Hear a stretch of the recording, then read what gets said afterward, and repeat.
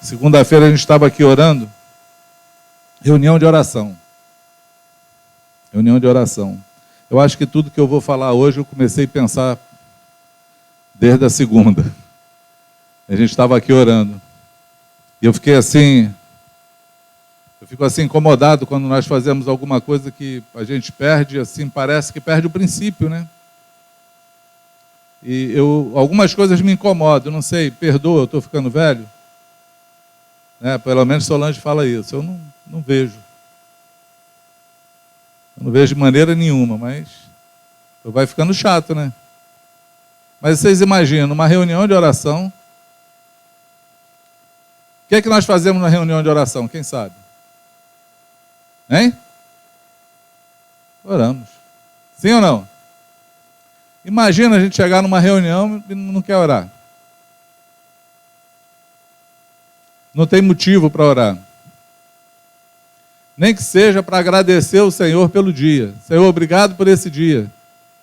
Tua misericórdia se renovou de manhã e eu estou vivo até agora respirando esse ar que vem de Ti. Porque até o ar que entra nos nossos pulmões vem do Senhor. Amém? Sim ou não? Então nós temos motivo para falar com Deus de qualquer forma. Mas aí a gente chega na reunião, vamos orar por quê? Quem quer orar? Ninguém se manifesta. Ninguém quer orar. E dá vontade de falar assim, então, vamos embora para casa? Reunião acabou. Ninguém quer orar, não tem nada para orar. E quando tem para orar, a gente ora assim. Então, eu hoje estava no ônibus, conheci uma mulher. O nome dela é a Maria, mas aí ela tem uma vizinha, que tem uma moça que trabalha na casa dela, que é amiga de uma outra que está enferma. Aí vamos orar por ela. Eu não sei nem quem é a mulher do ônibus, nem a amiga, nem a vizinha, nem a que está enferma, não sei nem o que está acontecendo. Eu vejo que as coisas começam a perder o princípio pelo qual nós nos movemos. O nome disso, eu acredito que seja, você pode dar vários nomes, né? Foco, percepção, motivação. Eu acredito que seja estarmos unidos no mesmo propósito. Porque quando Jesus presumiu e falou que tudo que dois de nós ligássemos na terra seria ligado no céu, e aí o motivo de uma reunião de oração é essa, porque orar a gente ora em casa. Né? Ora dirigindo, andando no carro, ora trabalhando, lavando louça, né? Se a minha memória não me falha, eu acho que foi Zezé que foi cheio do Espírito Santo lavando louça. Foi isso, Zezé? Lavando louça. A gente ora, fala com Deus. Por que a gente reúne para orar? Porque juntos nós podemos, em nome de Jesus, cumprir aquilo que Ele falou. Tudo que dois ou mais de vocês ligarem na terra será ligado no céu. É assim. Ou você pode vir para uma reunião para que alguém ore por você. Estou precisando de oração. Por quê?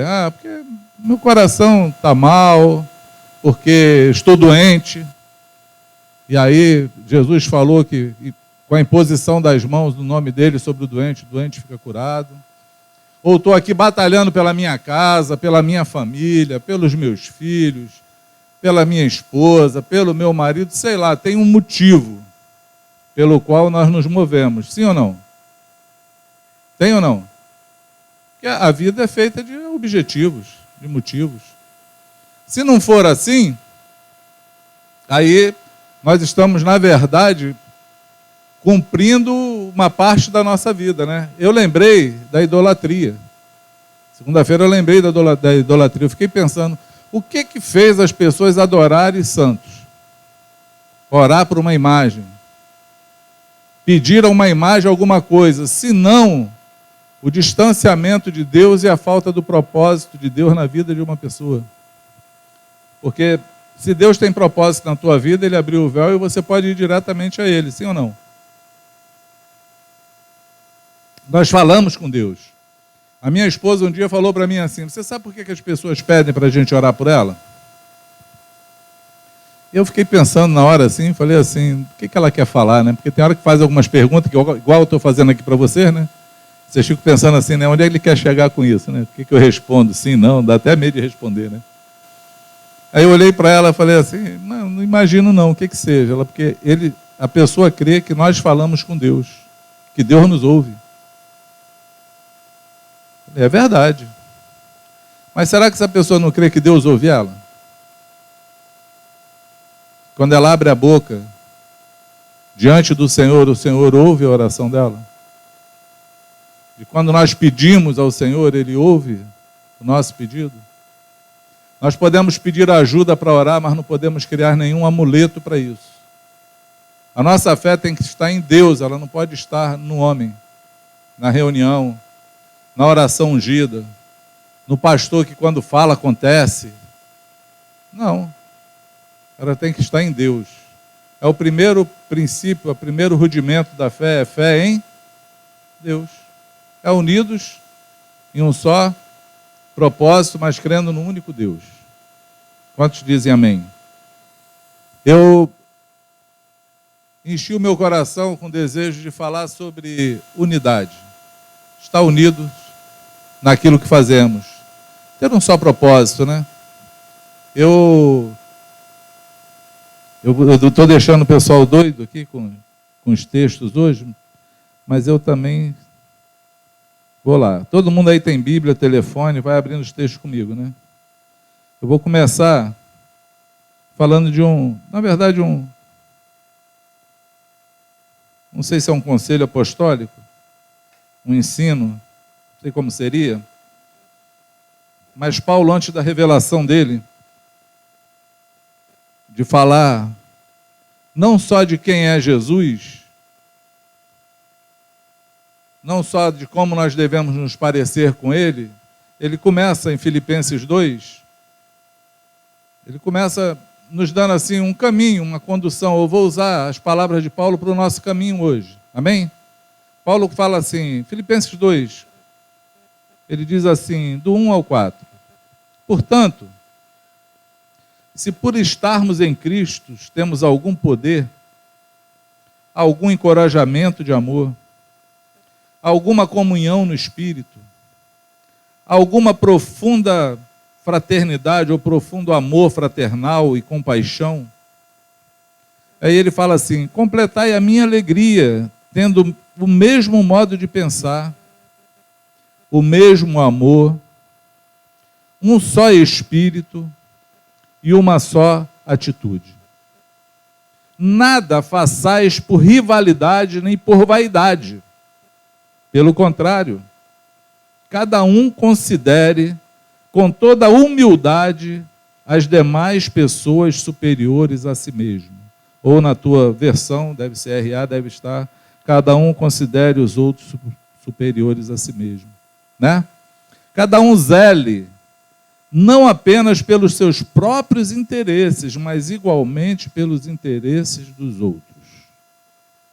Ele está dando essa introdução para falar que nós temos que ter o mesmo sentimento que houve em Cristo Jesus.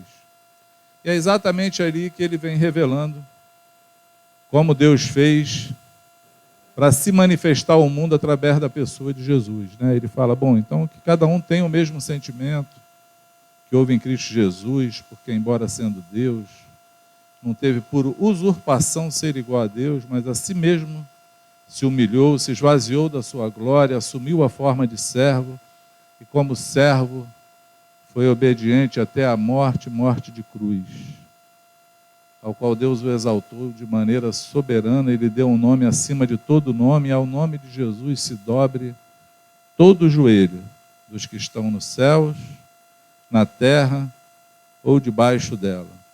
E toda língua confesse que Jesus Cristo é o Senhor. Amém? Esse é o conselho de Paulo. E aí eu comecei a pensar sobre unidade. Eu quero falar sobre unidade com vocês. Porque nós sempre falamos que somos um só corpo.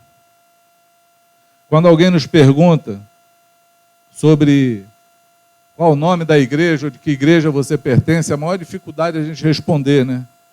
Pensa na pergunta difícil quando a gente está conversando com alguém, então, de que igreja você é? Porque não dá nem para falar. É uma revelação que a gente só pode tentar explicar, e a pessoa ela tem que ser revelada pelo Espírito Santo. É igual estar chupando laranja e alguém perguntar assim, aí é doce? Que gosto tem? De laranja. Mas é boa? Só tem uma maneira de você saber, experimentando. Prova aí. Aí prova, para ver se gosta. Acredito eu que essa resposta é assim. Alguém tem que viver, experimentar, para poder responder. Não é, Paulo? É difícil, é uma pergunta difícil. Então, se nós temos na nossa mente, afirmamos que devemos ser um, devemos nos parecer com Jesus, que Jesus só tem uma igreja sobre a terra, o dia que ele vier buscar a sua igreja, ele vai levar um povo, vai levar a gente, não vai levar prédio. Não tem nenhum prédio, nenhuma placa denominacional que vai subir nas alturas. Vai ser gente de todos os povos, tribos, línguas, nações, que vão adorar o Rei, que é digno de louvor. São pessoas que vão ser escolhidas. E, na verdade, que já foram escolhidas antes. Eu quero ler um texto contigo, esse eu acho que os meninos separaram, que está em Êxodo 17. A gente vai ler a partir do 8. Essa história eu não sei quantos conhecem aqui. Mas vamos ler, que aí depois a gente sabe se vocês conhecem ou não. Diz assim, vou ler rapidinho. E aconteceu que os amalequitas vieram atacar os filhos de Israel em Refidim. Então Moisés ordenou a Josué, escolhe homens, e amanhã sai para combater contra Amaleque.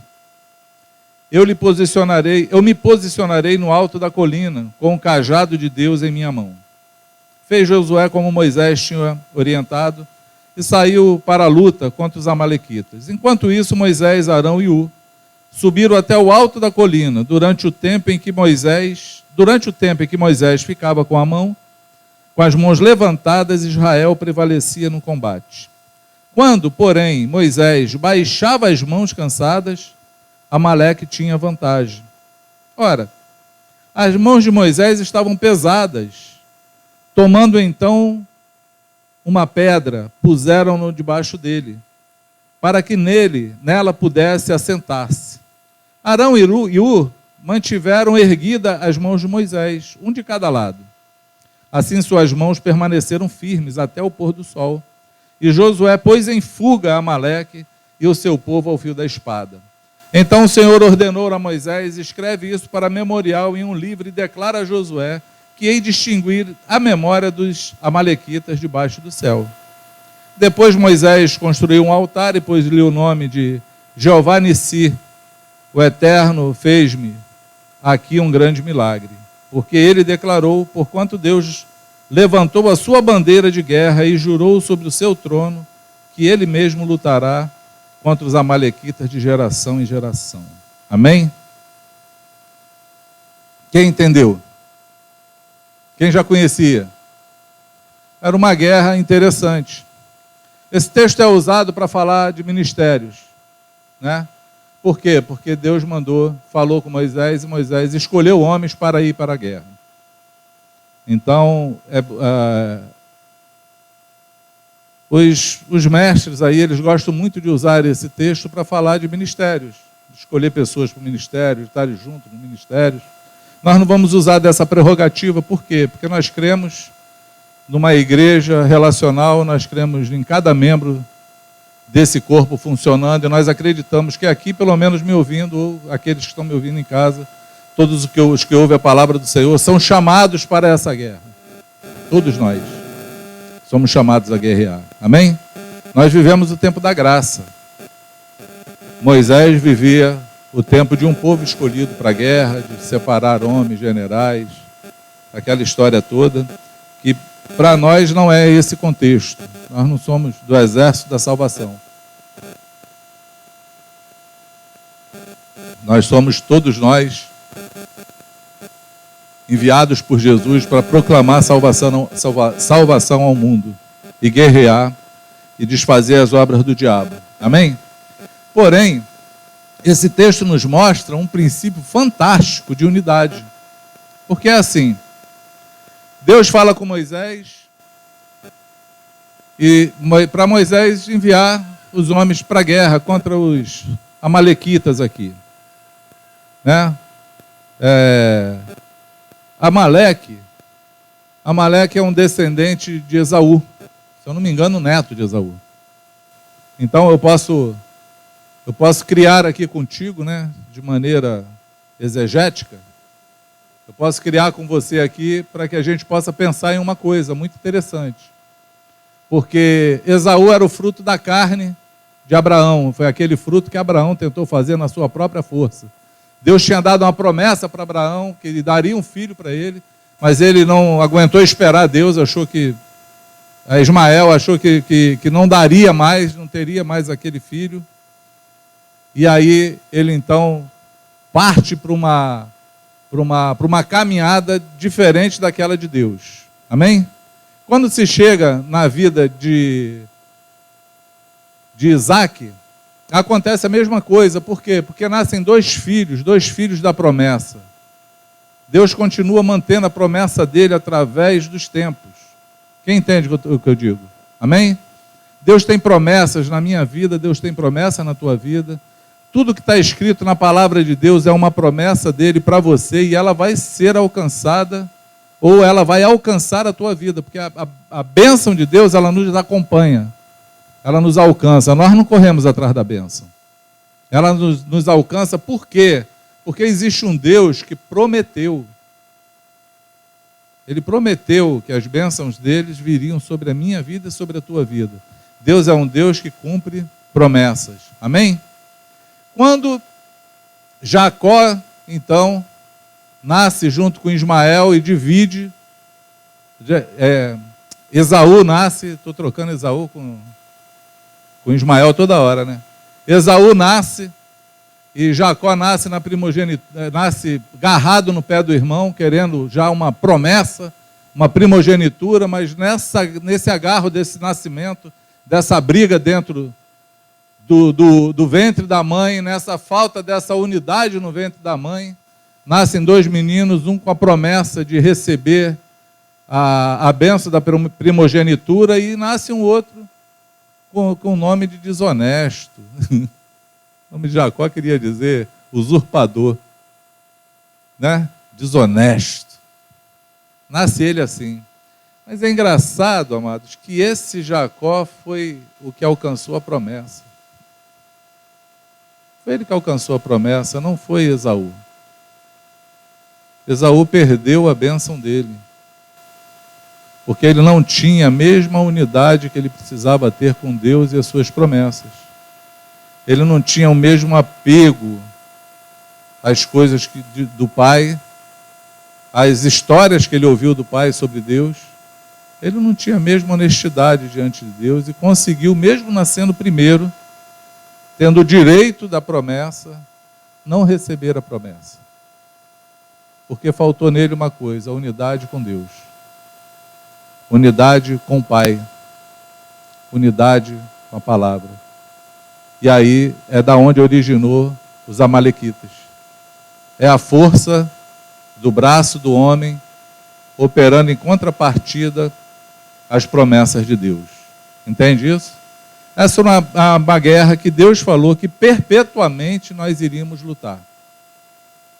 Perpetuamente, ou seja, sempre vai haver uma luta da obra da carne com a obra do Espírito. Sempre vai haver uma luta guerreando entre nós, entre fazer a vontade de Deus e fazer a nossa vontade. Vai sempre existir uma luta entre a gente querer alcançar algo que é a promessa de Deus, mas não está no tempo de Deus. Não está da maneira, do modo que Deus escolheu para a tua vida. Consegue entender isso? Sim ou não? Essa guerra ela sempre vai haver. E aí eu acredito que é aqui que surge essa expressão de Jeová Nissi, o Senhor é a nossa bandeira. Ela acontece aqui. Esse é um dos nomes do Senhor. O Senhor é a nossa bandeira. Talvez muitos que estão aqui me ouvindo hoje não conheçam isso, não saibam nem o que era Jeová Nissi, só ouve a música do Kleber Lucas, né? Essa geração não sabe nem quem é Kleber Lucas. Entendi. Mas um dos nomes dado ao Senhor é Jeová Nissi, porque o Senhor é a nossa bandeira. Foi nesse dia dessa guerra, dessa briga. Agora para pensar que coisa interessante. A luta se travou da seguinte maneira. Moisés levantava o braço dele com o cajado dele na mão. Eu queria penalizar alguém, mas não vou fazer isso hoje. Eu ia mandar alguém ficar segurando a minha Bíblia aqui, que ela é levinha. Ver quanto tempo aguenta nessa guerra. Enquanto ele estava com a mão levantada, o exército que Josué comandava prevalecia na guerra. Eles vinham ganhando na guerra. A garotada, vou usar agora a linguagem para a garotada entender. Enquanto Moisés estava com a mão levantada, o teu personagem lá no videogame estava ganhando. Estava arrebentando com tudo, espadada para todo lado. Joystick lá, não é mais joystick que fala, né? Aí quem não está nessa geração sou eu, controle. O exército prevalecia, estava ganhando a guerra. Só que a mão de Moisés cansava, porque ele segurava um cajado, não aguentava ficar com a mão levantada, cansava. Quando ele baixava a mão para descansar, o exército dos amalequitas começava a vencer a guerra. Aí Arão e Hur, quando viram isso, falaram assim: vamos cooperar com Moisés. Pegaram a pedra, encostaram Moisés para ele ficar apoiado na pedra, descansar, e cada um segurou no braço de Moisés, para manter o braço dele levantado até o final da guerra. No final da guerra, Josué e os homens que ele escolheu venceram a guerra.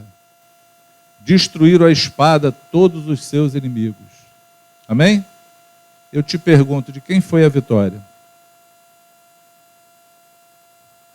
Quem foi o vitorioso nessa guerra? Quem ganhou a guerra? Foi Josué que lutou? Foi Moisés que levantou a mão? Ou foi Arão e Hur que seguraram o braço de Moisés? Hein? Você sabe por que Jeová é a nossa bandeira? Porque tudo que fazemos é por Ele. É por meio dEle e é para Ele. E quando tudo que fazemos é dEle, por meio dEle, ninguém quer ser o vitorioso. Nós queremos ajudar cada um a vencer. Nós queremos cooperar uns com os outros. Nós olhamos as dificuldades e queremos cooperar na dificuldade. Ninguém taca pedra um no outro, ninguém olha e fala assim: olha lá, ó, o cara vai perder porque o velhinho lá não aguentou segurar o cajado. Bem feito, se tivesse me escolhido, eu sou forte. Ia manter esse cajado levantado o dia inteiro. Não tinha isso, amado. Eles tinham uma guerra para vencer e cada um cooperava com o outro para vencer a guerra. Eu não conheço nenhum exemplo assim para dar de unidade melhor do que esse. Talvez a tradução do que nós acabamos de ler, Paulo falando aos Filipenses, em 2, que cada um não busque o seu próprio interesse, mas o que é do outro. Que seja exercido entre vocês o amor fraternal. Que cada um considere o outro superior a si mesmo. Nós só conseguimos entender essas coisas quando a gente olha uma alusão como essa, uma figura que Deus deixou. E aí o próprio Paulo diz que as coisas que passaram, ele fala isso em Coríntios, as coisas que passaram, as antigas, elas são figuras para as de hoje. São figurativas. Só quando nós olhamos esse quadro, conseguimos olhar para ela, nós entendemos que cada um de nós faz parte do processo e precisamos cooperar uns com os outros. A nossa vida tem que ser uma vida de unidade, mas unidade no Senhor, para que a vontade dele se estabeleça, para que o reino dele avance, para que o inferno seja destruído, para que as obras do diabo caiam. Eu faço parte desse processo. Amém? Nós podemos sim cooperar uns com os outros. Nós podemos nos doar, nós podemos parar de olhar para nós mesmos e olhar como eu posso ser útil na vida de alguém, para que o propósito de Deus se cumpra na vida daquela pessoa. Podemos ou não? Esse foi o caminho que o Senhor deu, porque se o Senhor é a nossa bandeira, se a bandeira que você carrega, o estandarte que você carrega é Jesus, se quando alguém pergunta o que é que dirige a tua vida, ou quem é o Senhor da tua vida, ou o que é que move você, ou qual é a tua paixão, você fala, é o Senhor. Você tem que estar preparado para lutar essas guerras dessa forma. Eu acho que Sérgio Franco ministrou uma palavra, ele ministrou aqui entre nós, lá no outro auditório, que ele teve um sonho de 2 lutadores que lutaram, se degladiaram, se rasgaram todo e no final ninguém ganhou. E ele terminou com a palavra assim, uma luta sem vitória, sem ganhador. E o teor da ministração dele era quando nós lutamos uns com os outros, ninguém ganha, só perde. O reino não prevalece. O reino de Deus não avança. Porque as guerras internas, elas só escandalizam o nome de Deus. Elas só enfraquecem o exército. Elas só trazem escândalo, mas quando estamos juntos para fazer alguma coisa, nada nos detém. A unidade é uma coisa tão fantástica, amados, tão fantástica, que em Gênesis diz que os homens resolveram construir uma torre para tocar o céu, chamada Torre de Babel. E aí diz que Deus desceu para olhar o intento deles.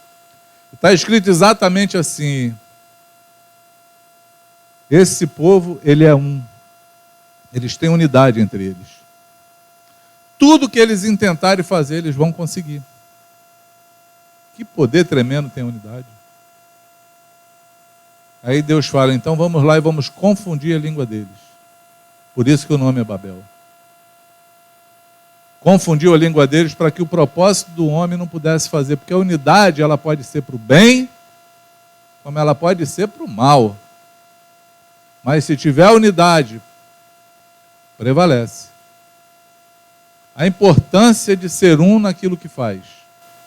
A importância, é importante isso. Amém?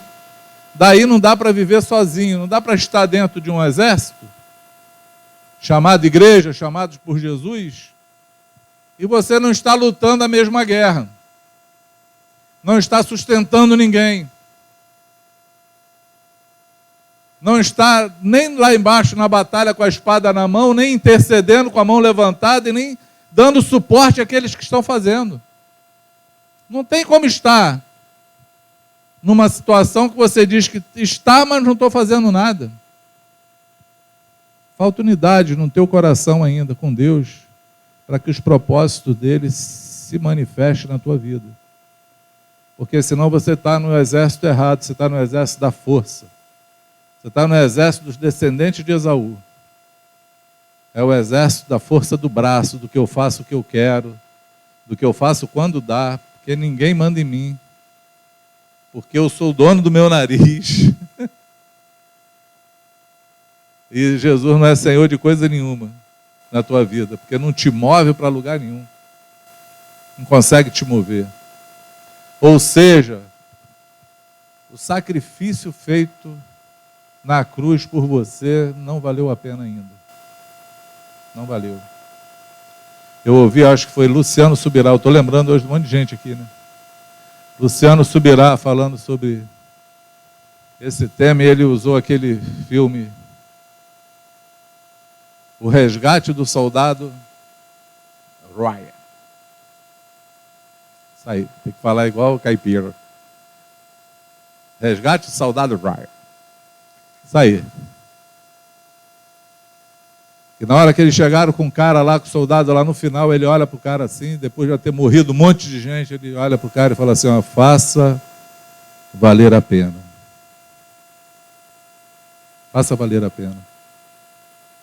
Essa é uma palavra do Senhor para a tua vida hoje, para a minha.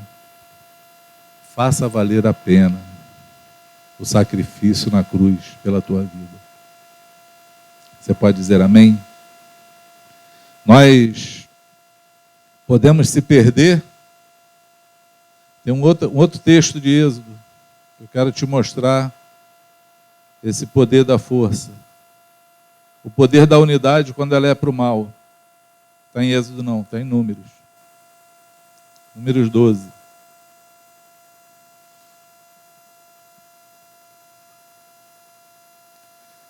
Números 12 é uma outra história que envolve Moisés. Vocês estão vindo comigo? Vem comigo que a história é boa. Vem. Pode confiar. Diz assim, Miriam e Arão começaram a murmurar contra Moisés. Arão era o cara que estava segurando a mão de Moisés lá atrás. Estava unido. Mas aí eles começaram a murmurar com Moisés. Miriam era a irmã dele. Só para fazer um pano para você aqui, antes disso, antes desse evento, Miriam descobriu que ela era profetisa, porque o Espírito Santo tomou ela. E ela pegou um pandeiro e saiu pandeirando por aí, cantando. Teve um cântico espiritual. E em todo esse processo, então, ela foi reconhecida como profetisa no meio desse caminho. Tem uns teólogos daqueles pentecostais pé roxo, aqueles que não crê na música, que a gente não pode dançar, não pode cantar, não pode tocar bateria, e diz que Miriam pecou porque tocou o pandeiro. Não, não é isso não, tá, amados? Tem nada a ver uma coisa com a outra. É porque ela agora tem um ministério. Ela agora foi escolhida, foi destacada. Arão já tinha sido destacado, porque Moisés já tinha assumido diante de Deus a incapacidade dele.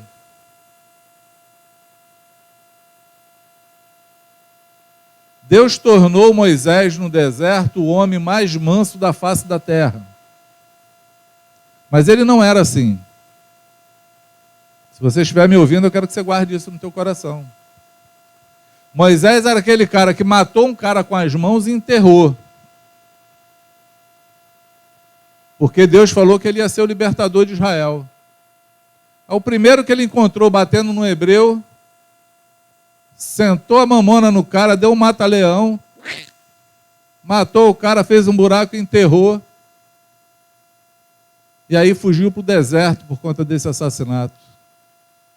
40 anos no deserto. Deus fala assim, e Moisés era o homem mais manso sobre a face da terra. Talvez você esteja passando por vários desertos, ou já está em um deserto há muito tempo, porque o Espírito Santo está trabalhando para que você seja manso. Está tirando de você a força do teu braço. Está tirando de você a confiança em si mesmo. Porque só assim você pode confiar no Senhor. Tem uma maneira de acabar com o deserto na tua vida. Eu ouvi o Senhor, eu sempre falo isso. O deserto ele pode durar 4 dias, 4 horas, né? 4 minutos, 4 anos, 4 meses, 40 anos. Depende do teu coração ser responsivo. Aquilo que o Senhor está te ensinando no meio do teu deserto. Moisés passou 40 para ser o homem mais manso da face da terra. Um cara letrado, chamado de filho da filha de Faraó. Ele era filho, ele era o neto do Todo-Poderoso da terra, do presidente. Estudou, letrado, mas no dia que Deus chama ele, logo depois disso, desses 40 anos, ele fala assim, mas eu estou velho. Eu não sei falar direito, eu tenho uma língua pesada. Tem gente que diz que ele era gago, eu não sei. Ele fala que ele tinha a boca pesada, a língua pesada. Eu vou no nome de quem? Aí Deus criou um monte de artifício. Não, leva esse cajado. Esse cajado vai me representar contigo. Leva teu irmão Arão para falar por você, já que você não quer falar. Moisés, ele já tinha assumido as deficiências dele, a incapacidade dele. Ele sabia que se alguma coisa acontecesse na vida dele, ia ser o Senhor. Mas o fato dele ter sido considerado manso, e aí eu quero que você anote no rodapé aí da tua anotação, manso é aquele que pode ser conduzido. Manso não é calmo. O calmo, tu pisa no pé dele e te dá um tiro. Houve aí essas histórias dos caras que entrou na escola, matou 50 nos Estados Unidos. Aí tu vai ouvir lá os vizinhos, os amigos. E aí, você conhecia ele? Conheço, mora aqui, era tão calmo. Nunca fez mal para ninguém, não falava com ninguém, mas esse é o calmo que pega uma arma e mata 50. Manso é diferente do que isso. Manso é alguém que pode ser conduzido, ele é domesticado pelo Senhor. Amém? O Espírito Santo carrega ele na leveza dele.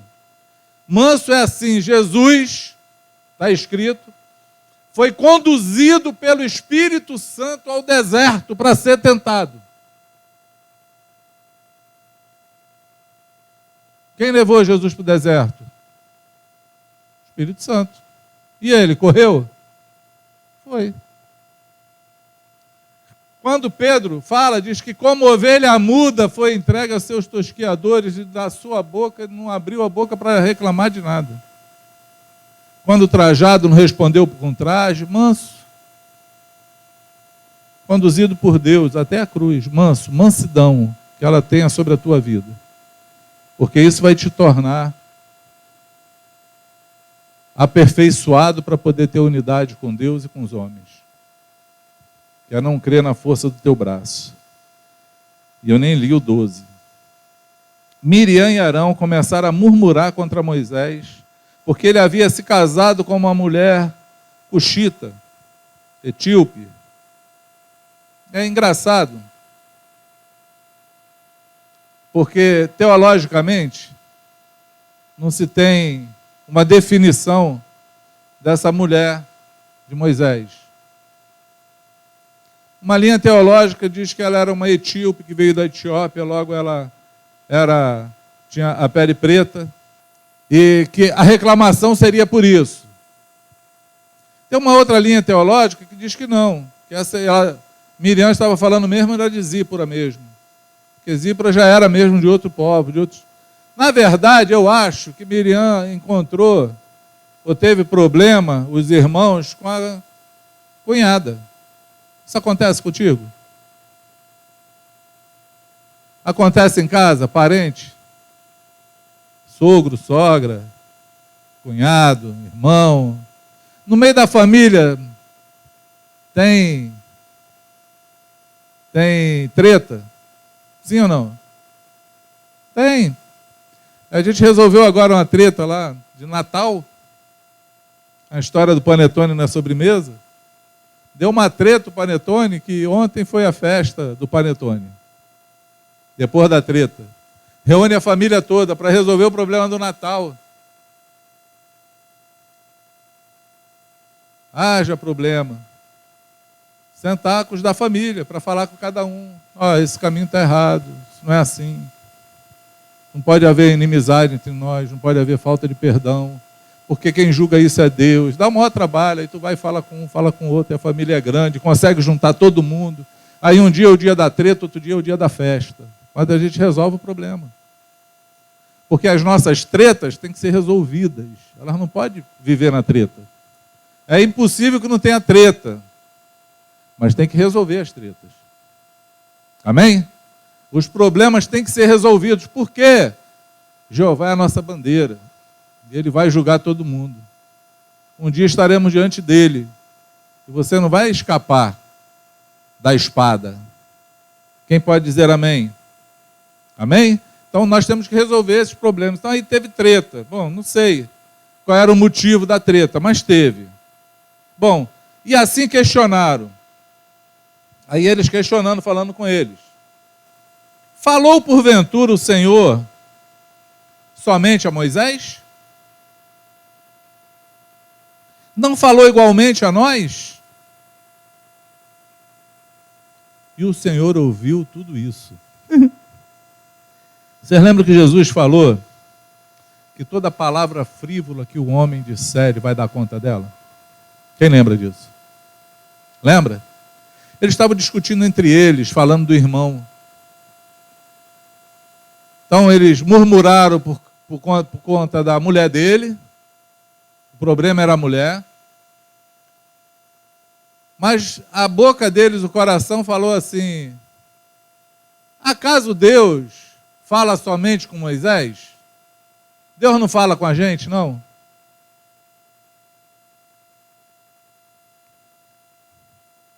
Quem aqui nunca falou isso?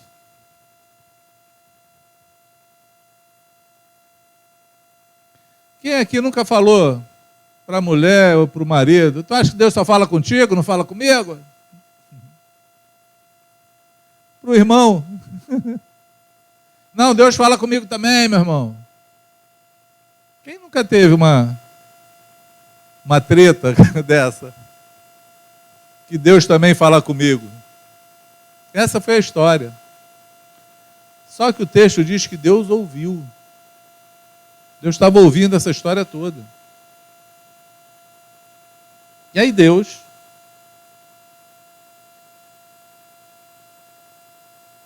subitamente disse o Senhor a Moisés, a Arão e a Miriam, falou com os três: vinde todos três à tenda do encontro.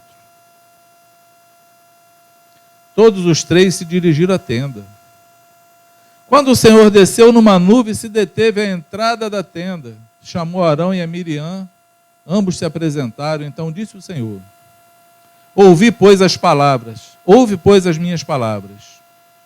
Quando há entre vós profetas, eu, o Senhor, me faço conhecer a eles por meio de visões e falo com eles em sonhos.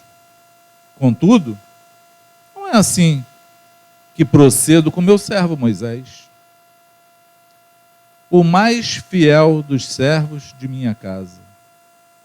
Com ele, eu converso face a face claramente, e não por enigmas ou parábolas. E a ele foi revelada a forma do Senhor. Por que ousaste falar contra o meu servo? Então, a ira do Senhor se inflamou contra eles, e ele os deixou. Quando a nuvem se afastou da tenda, Miriam estava com o corpo tomado por uma terrível doença de pele, ou uma lepra. A sua aparência era esbranquiçada como a neve. Quando Arão voltou o seu olhar para Miriam, reconheceu de imediato que ela estava com uma espécie de lepra. Então rogou Arão a Moisés: ai, meu Senhor, não queira nos infligir a culpa do pecado que tivemos, a loucura de cometer e do qual somos culpados. Suplico-te, não seja ela como um aborto, cuja carne já está quase toda consumida, ao sair do ventre da sua mãe. Bom, olha que história interessante, amados. A treta era entre os irmãos. Deus ouviu, chama eles. Estavam falando do quê? Da mulher do cara. Mas o problema não era a mulher. O problema era uma guerra de vaidade. O problema era a guerra de quem era melhor. O problema era uma guerra que todo mundo ouvia Deus. O problema da guerra deles era pessoal, mas por conta da vaidade do coração. E Deus olha isso e acha isso um pecado tremendo. E desce entre eles para falar e desmistificar o problema. Deus não falou nada da mulher. O que vocês falaram contra a mulher? O que tem a mulher do cara? O cara pode escolher a mulher. Não falou nada disso. Ele só resolveu o problema da vaidade do coração. Ele falou assim, olha, eu falo em sonho, falo em visões, mas com esse aqui eu falo face a face. Foi embora. Já deixou Miriam leprosa e já deixou o irmão já chamando Moisés de Senhor. Meu Senhor, não deixa que isso aconteça. Intercede por nós. E lá vai Moisés interceder sem ficar ofendido, sem olhar e falar bem feito, sem falar agora se vira, sem dizer Deus não fala contigo, dá teu jeito. Não faz isso não, amado. Moisés vai, intercede por Miriam e Deus dá um desfecho na história e resolve o problema da briga entre irmãos. Amém? Arão e Miriam estavam unidos, tinham unidade. Mas unidos, sabe para quê? Para falar mal do irmão. Tem unidade que é para o mal? Tem ou não tem? Sim ou não? Quantos grupinhos se formam para falar mal do outro? Quanta gente gosta de apontar o dedo para falar da fraqueza dos outros? Ao invés de olhar a fraqueza e falar assim, eu posso ajudar nisso aí, vou chegar perto, vou cooperar. Quanta gente se move no meio de fofoca, de maledicência, de murmuração? Eu queria te falar que Deus ouve cada palavra. Deus ouve cada fermento. Deus ouve cada maldade que sai da nossa boca.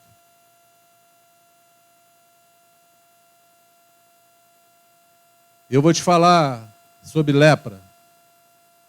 Vou te falar sobre uma lepra. Miriam ficou leprosa. Quantos leprosos você conhece? Que a lepra é uma doença que no caso de Miriam foi uma doença da pele, deu para ser visível, todos viram. Mas quais são as consequências da lepra? Ela isola a pessoa. Miriam ficou isolada 7 dias fora do arraial, porque contagiava. Então ela tinha que ficar fora do arraial. Contaminava. Ela contamina. É uma doença que passa para os outros, então tem que ficar fora. Ela tira a sensibilidade do corpo. Quando você vai estudar sobre isso, você sabe que alguém, às vezes, descobre que está com lepra, porque está no fogão, se queima e não sentiu a dor. Fica insensível. Insensível à dor, insensível a tudo. Quantas pessoas, por conta de fofoca e murmuração hoje, estão insensíveis a Deus? Insensível às pessoas, fora do meio da comunhão. Perde a convivência. Se perde de Deus. Fica literalmente excluído fora do arraial. E não sabe o motivo. Eu queria te falar que é um motivo simples. Começa quando a gente começa a falar mal do outro. Começa quando a gente resolve se prestar a ser juiz da vida dos outros, a olhar da deficiência dos outros. É engraçado que no caso de Moisés, ninguém tinha nada para falar dele, falaram da mulher. Mas o problema era com ele, contra a autoridade dele. E aí se presta a falar dos outros. Isso adoece, exclui, coloca para fora do arraial. Tem que haver alguém que interceda. Tem que haver um clamor no Senhor. Tem que haver arrependimento. Por quê, amados? Porque quando a gente tem alguma coisa para falar, a gente procura a pessoa para falar. A gente já ensinou isso, já aprendeu. Não é isso? Se o teu irmão pecar, vai até ele, tu e ele, sozinho. Se ele te ouviu, tu ganhou teu irmão. Se ele não te ouviu, tu chama testemunha. Para querer ganhar o irmão. Porque falar do irmão é pecado. Falar de alguém é pecado. E a coisa que mais acontece no meio dos crentes é assim, não, eu queria te falar um negócio, mas é para você orar comigo. Sabe fulano?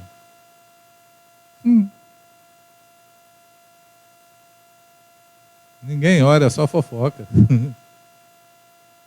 É só para falar mal. Eu acredito que nessa história o que mais nos confronta é que o Senhor ouve cada palavra dita. E flecha lançada não volta atrás. Assim como a palavra lançada também não. Você tem que ir lá resgatar ela. Você tem que ir lá e pedir perdão. Eu sei que é difícil, mas necessário. Tem que ir lá e falar, eu queria me arrepender, que eu falei mal de você.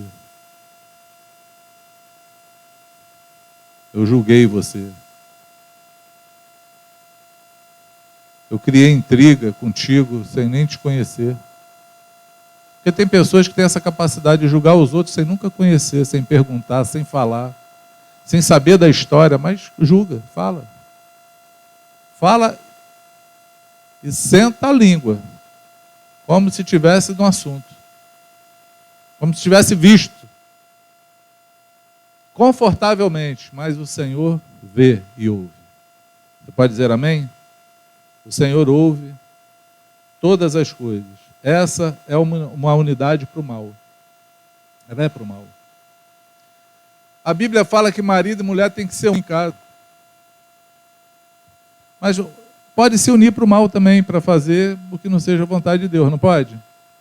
Safira e Ananias morreram. Mas eles foram um na mentira. Eles combinaram entre eles. Vamos dizer que a herdade lá, o terreno lá, custou só tanto. Eles combinaram e foram com a mentira, morreram juntos. Morreram juntinhos.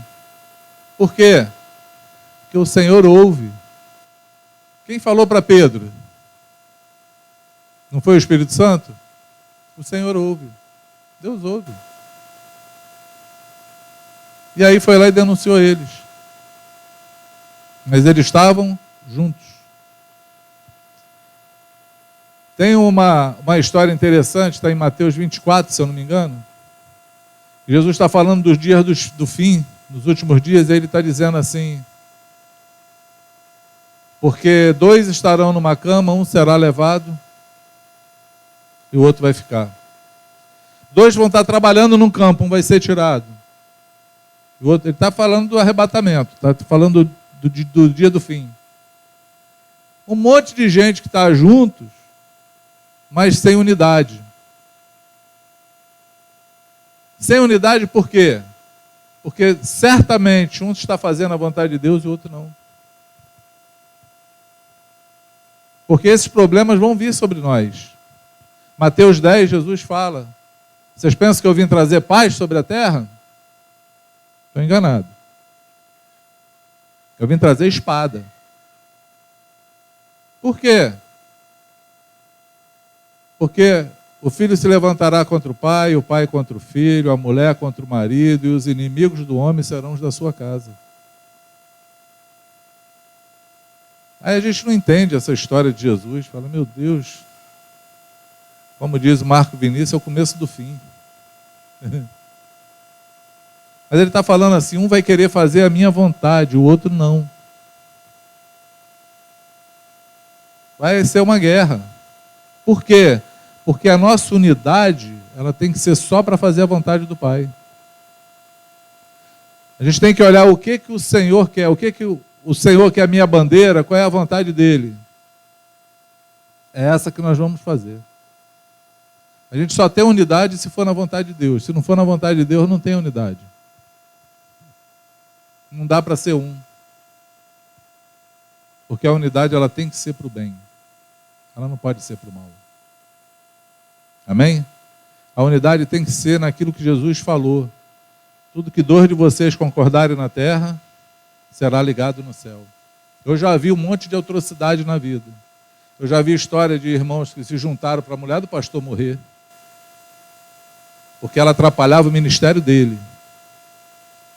Aí eu imagino Deus ouvindo essa oração: Senhor, leva essa mulher que atrapalha o caminho do teu ungido. Eu vi irmãos sendo filmados, orando em volta do dinheiro da propina no mensalão, saiu na televisão, esse vocês viram. Senhor, obrigado, porque esse dinheiro vai ser usado na tua obra. É assim que está a oração lá, amados, filmado. Estão sendo um num propósito errado. Porque o suborno para Deus é pecado. Consegue entender o que eu estou falando? Sim ou não? Nós precisamos, nesse tempo conturbado que vivemos, nesse tempo difícil de até pregar o Evangelho, nós precisamos ser limpos pela palavra do Senhor. Totalmente limpos. Para que a gente possa discernir a vontade do Pai e ter unidade naquilo que Deus quer que a gente faça. Porque para ter unidade, para fazer aquilo que o Senhor não nos chamou para fazer, é fácil. Todo mundo quer. Amém? Entende o que eu falo? Beleza? Eu acho que é isso que eu separei para hoje. Não sei se consegui me fazer. Não sei se consegui me fazer entender no meu cuidado. Eu também, até o momento que cheguei aqui para começar a falar, estava orando por que o Senhor queria que eu falasse isso. Mas acredito eu que Deus quer tirar um monte de gente do deserto. Deus quer trazer um monte de gente insensível, está insensível a Deus. Deus quer ordenar alguns lares aqui, alguns casamentos aqui, que precisam ter a hierarquia correta de Deus.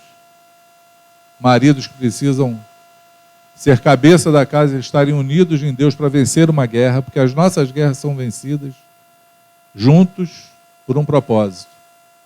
Amém? É juntos. Todas as guerras nossas são juntas. Tem muitas tretas que precisam ser desfeitas na nossa vida. Que ela seja desfeita. Assim como essa semana a gente resolveu a treta da família lá, que você resolva as tuas. Estabeleça a paz. Estabeleça a verdade. Estabeleça aquilo que o Senhor chamou você para fazer, ser mediador de uma aliança de paz. Fazer com que pessoas possam se arrepender, pedir perdão, refazer o caminho, que você seja essa pessoa, não fique olhando e deixando as coisas acontecerem, o pau quebrando, e você ficar olhando como se nada estivesse acontecendo, porque o Senhor está ouvindo, Ele está te vendo também. Amém? Que Deus faça você se arrepender das tuas murmurações, das fofocas, do falar da vida do outro. Que você comece a viver de fato o Evangelho, buscar o teu irmão e saber ouvir, arguir, saber o porquê do caminho dele. Porque nós precisamos disso. Nunca confie no que você ouve, nem no que você vê. Nunca. Eu falava com o Luciano isso essa semana. Falava, Luciano, a primeira coisa que eu aprendi, lendo a Bíblia, que me confrontou, e era um problema, que era uma briga, um litígio entre pastores, e eu sentei novo convertido, no meio de um monte de pastor para falar, e eu fiz uma pergunta só, e foi aquele desacerto pela minha pergunta. Eu peguei o caráter de Jesus para julgar. Está lá no livro de Isaías dizendo assim: ele não julgará nem pela aparência, nem pelo ouvir dizer, mas com justiça defenderá o direito dos pobres. E eu vi um monte de gente julgando pela aparência e pelo ouvir dizer. Esse não é o critério de Jesus. Esse não é o caminho que Jesus faria. Entende o que eu falo? Eu estava no evangelismo uma vez, uma mãe chegou, ela viu o filho dela bebendo cerveja. E o garoto já estava meio barra, meio tijolo. Já estava meio Raimundo, pé no reino, pé no mundo. E ela parou a nossa conversa assim e falou assim: eu quero que você venha aqui porque eu vi meu filho estar ali bebendo a cerveja. E aí o Franco olhou assim, o novo convertido, no meio da treta. O Franco olhou assim e falou: você falou com ele? Não, mas eu vi.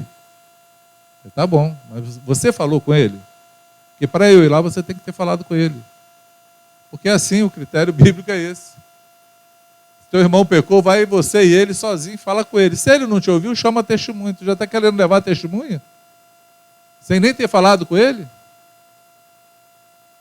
Aí, como era um evangelismo numa cidade fora, a irmã estava com a máquina pendurada no pescoço. Vocês não sabem o que é isso, mas antes do telefone existia um negócio que era chamado máquina fotográfica. A gente tirava o retrato e mandava revelar. Aí ela falou assim: eu fotografei, eu tenho provas. Aí o Franco: tá bom, beleza, mas você falou com ele? Não, então não vou não. Saiu pisando duro a irmã. Falei: eita, parecia o Jiraya.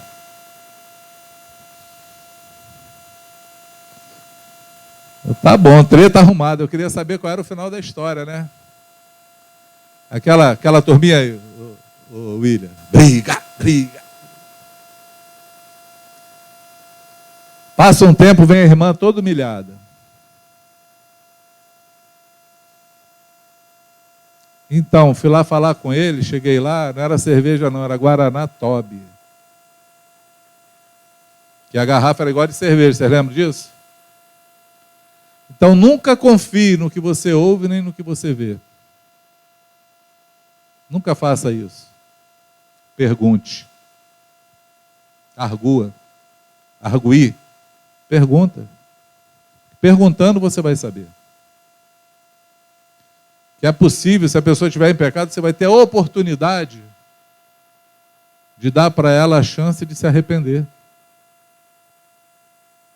Então nunca faça julgamentos precipitados, nem caia no meio da murmuração, porque o Senhor ouve e vê.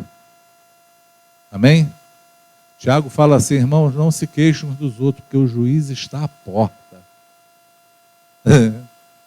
E só que o juiz vai julgar aquele que está errado, mas vai julgar você também, ou aquele que você pensa que está errado, mas você não vai ficar fora do juízo. Você não vai ter o salvo-conduto, né? Você não tem imunidade parlamentar. Não tem. Você vai ser julgado. Quantos me entendem? Amém?